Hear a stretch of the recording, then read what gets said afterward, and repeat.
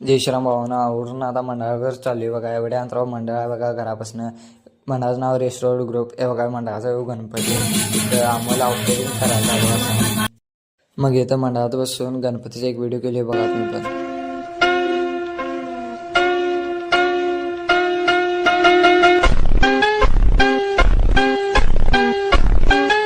कसा झाला व्हिडिओ कमेंटमध्ये सांगा. महामलदीन गोटे खेळायला बघा इथं आता. आज गणपतीला आमची पण आरती होती म्हणून आला बघा इथं. वारी वारी जन्म मरणा